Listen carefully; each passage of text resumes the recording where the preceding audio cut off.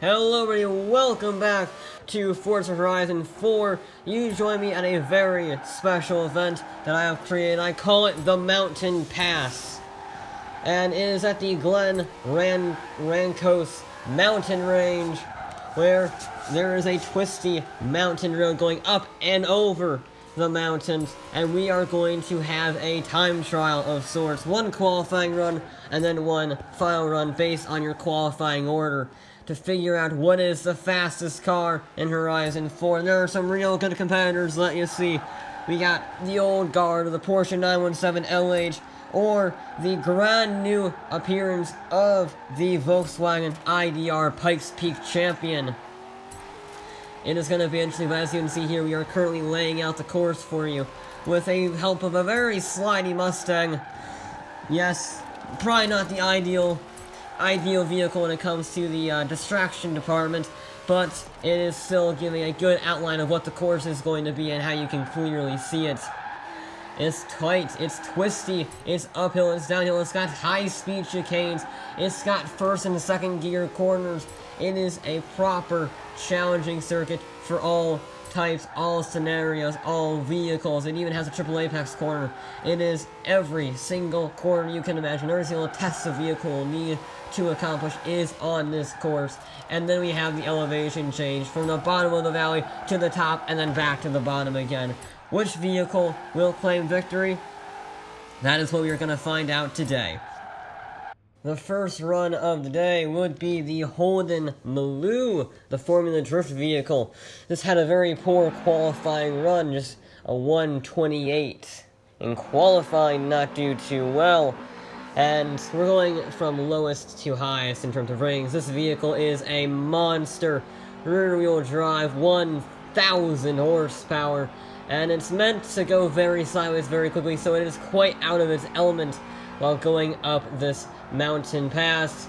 But he's given it quite a good go. It does have a fair bit of understeer when you're not drifting it because, well, it's not designed to go around corners sensibly like this. It's designed to go around them sliding and sideways. And yet, it's just about making it up the course.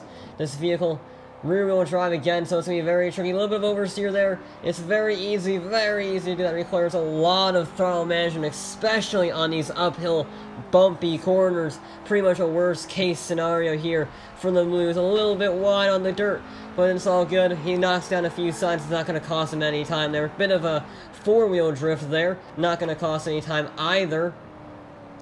Yeah, it's a real hassle getting this vehicle simply around the course. Simply putting the power down is incredibly difficult. It does get to full throttle in fourth gear through the high-speed chicane. A little bit of a slide as he gets on the brakes. He doesn't want to push it too much on this last run, the only timed run that matters today. Big oversteer across the bridge. One more corner to go, and he will be across the line. Up next, we have the Porsche 917 LH. This is by far the oldest car here. It's a 1971 Le Mans competitor, and it may be 50 years old, but it is not slow. No, sir. You're going up to 140 miles an hour on that short straightaway. A little bit of a lift to the corner. Gotta make sure you get it right. These are very old Firestone tires. They're not exactly the grippiest, especially by modern day standards. So you gotta be a little careful, you gotta be a little patient on these fast corners, trying to reduce that risk of understeering off the course. This is a very expensive car after all. But he is making it up the course. Nicely done.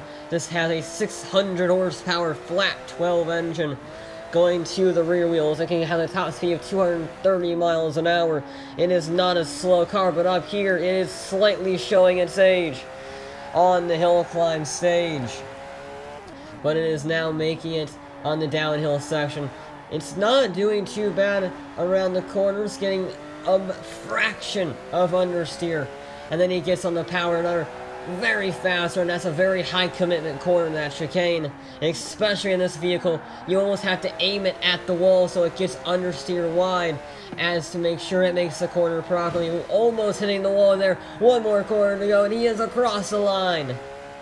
This is one of our more modern vehicles, the Global Rallycross Honda Civic, our first all-wheel drive vehicle as well. 600 horsepower again in this one, a bit heavier than the Porsche, but it is four-wheel drive. and very, very quick gear ratios, 0 to 60 in 1.9 seconds, but those gear ratios do come at a price.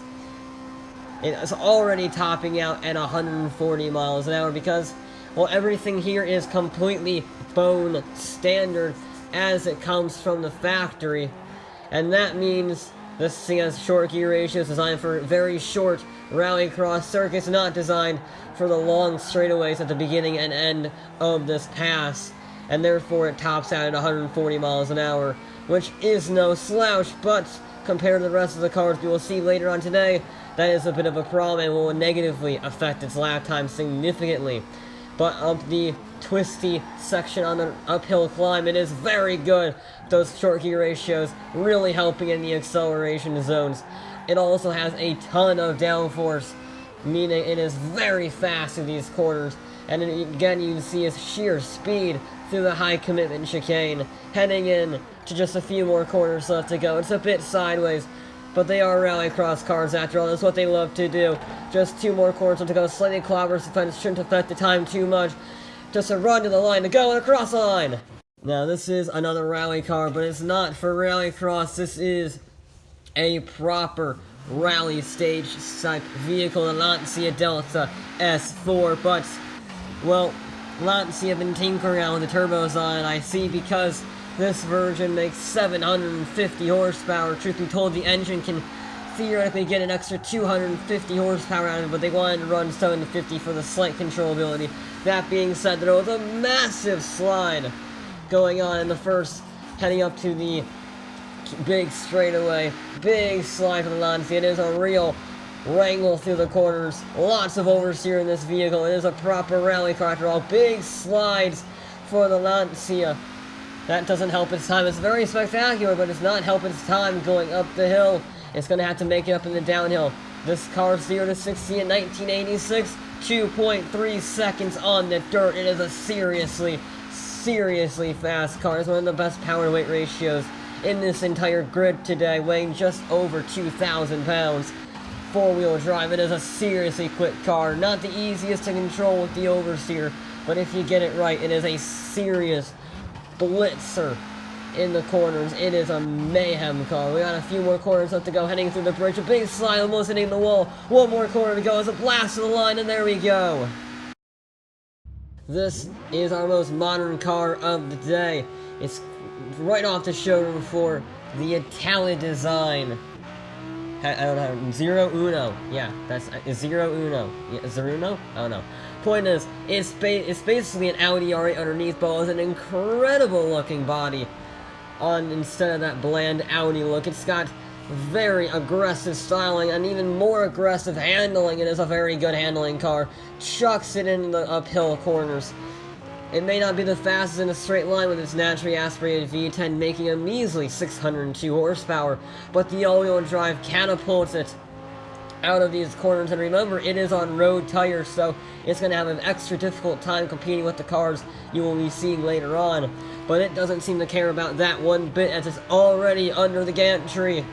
This is a very quick time, especially for being a road legal car. He's chucking into the corner with some serious speed in the Italian design.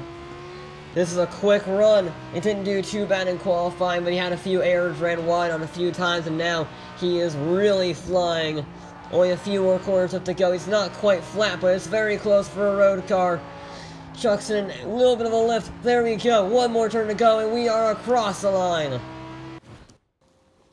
The Americans are here in the form of Ken Block and his mad GTLM powered Huna truck.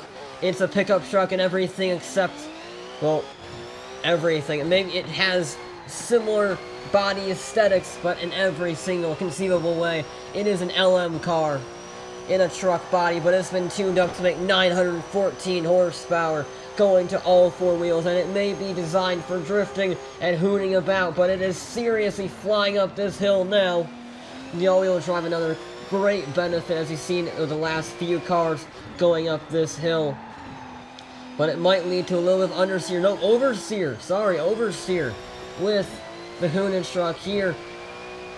You gotta wonder, because this is on drifting tires, So it's not going to be the greatest around the corners, but it doesn't seem to matter as he goes under the gantry. Now he's on the downhill descent. This is where that 900 horsepower will really help down the straightaway here and through the chicane.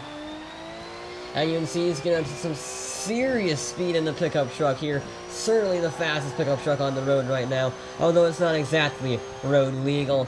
He's only got a few more corners left to go, though. This run is doing pretty good. He runs a bit wide, he clips the wall. He recovers it with a big slide and across the line from the Huna truck. But if you want power in a road car, you can't get much more powerful than this. This is the Koenigsegg Agera RS, currently the fastest production car in the world. And it is going to get to some serious speed and a lot of wheel spin. 1,300 horsepower going to the rear wheels. It is a real handful off the line. But once you get it going, it is a lightning quick car. In fact, it's already up to 160 heading into the fast corner. 180, 190. He is reaching 200 miles an hour and getting right in the braking zone. Those are some fantastic brakes to get that vehicle stopped. He actually braked a little bit early, but who can blame him at 200 miles an hour? Well clear the 150 we've been seeing on every other vehicle. That is incredible speed, but it's wobbling all over the place, it's sliding around. He's really fighting for control in the Koenigsegg. All of those horsepowers desperately trying to escape from the rear wheels. It is a real handful of that mountain. I can see that clearly from here.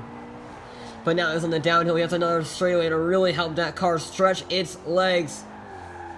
Another big slide, he's got to correct it, he gets it, now he gets on the power, he's getting to 160, 170, 180 through the chicane, getting on the brakes at 195, it's slightly off the track, but he recovers it nicely, he's only got the bridge left to go, he smashes the fence, a little bit of an oversteer, corrects it, and then he blitzes it to the line.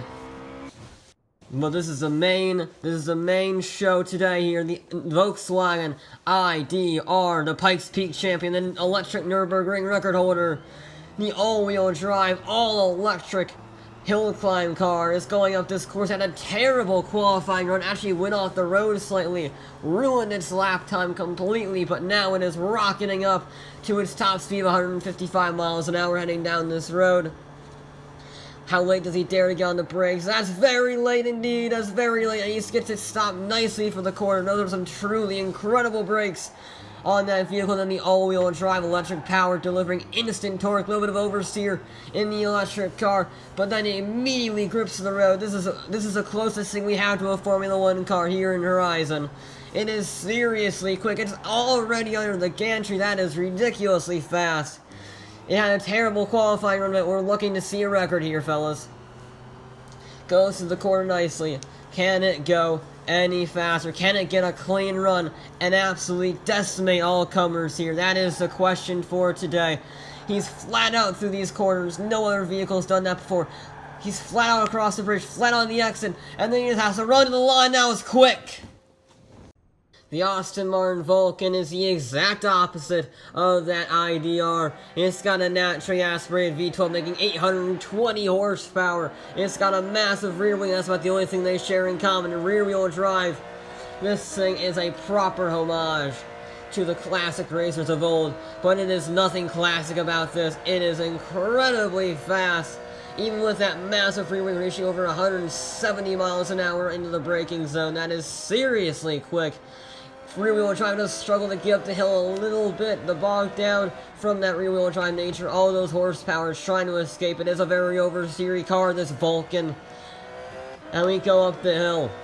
It's not quite as fast. We're not expecting it to be quite as fast. We're expecting it to put up a good show nonetheless. Had a mildly okay qualifying run. Ran slightly wide on one of the corners, but did some grass cutting. Especially how low that splitter was. It literally cut some grass, I would presume.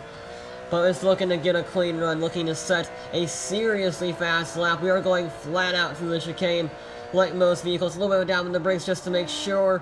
As we go around the house, over the bridge we go, getting very close to the wall, almost flat out through that final corner, across the line. Now, if we're looking at competition cars, which are not road legal, the F40 Competition is certainly one of the most beautiful, and certainly one of the best sounding. It does get a little bit bogged down off the line, because of those massive turbos spooling up. It does have a substantial amount of turbo light, but once it gets going, it screams. Listen to that engine noise. It is a lovely sound from that twin-turbo V8. It makes 700 horsepower, weighs less than 2,500 pounds. It is a proper Le Mans competitor. It never won, it never did any good at it if we're being honest. However, it is a seriously quick car nonetheless. Who knows if it's going to be challenging the Aston. They're very similar in terms of power to weight ratio. They're very similar in the fact they're not road wheel cars. But which one is going to prevail, the old dog or the new one? That is the question for today. It's very fast through the first 2 corners of the downhill. Running very wide, almost hitting the wall. Heading on the flat section, make sure those revs are in the right range so that they can get all of that horsepower without any of the turbo lag. He's got to get every gear change spot on as to make sure he's always in the power band. Otherwise, he will struggle and lose some lap time, but here he is across the line for the Ferrari. However, the fastest running qualifying would go to the Maserati MC12, the version Corsa. This is a GT1 racer, basically, and it runs a bit wide. He's a little bit oversteering, but he recovers it. Didn't cost him too much time, but that's not an ideal start. As I was saying, this is a competition spec racer GT1. It won over 4 championships in its day. It is a very, very quick, very successful racing car. But can it dethrone that Volkswagen IDR? It's probably the closest chance we got. It's got the racing slicks, it's got the lightweight, it's got the downforce, it's got the 750 horsepower V12 from an Enzo. This is going to be interesting. Petrol power versus electric power. This is the closest we can get. What will be faster? Heading on the downhill. It's a very good run so far. It's very fast. He's carrying a lot of speed on the first 2 corners of the downhill. He's carrying a lot of speed, very fast. He's really pushing it past the house. He's flat out through the last 2 corners. He clips the wall, but it's good. He's across the line. Was it faster? And let's see those times. First place will go to the Volkswagen IDR, setting up blistering 1 minute 7.3.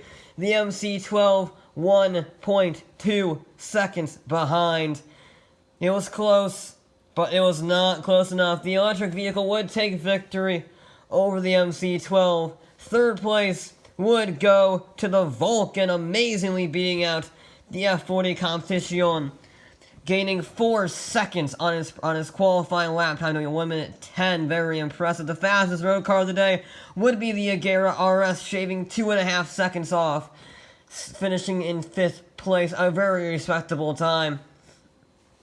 Other noticeable instances, the Porsche 917 does improve by 1 position, going into 9th place in the 118.8, being beaten just by the Lancia Delta S4 Group B car 117.4, and then a substantial time, 2.2 seconds to be exact, for the Italian design Zero No. That is a seriously quick car, made up purely by all of that handling. It is incredibly impressive, but at the end of the day, nothing else is quite as impressive as that Volkswagen. The sheer speed of it is absolutely blistering.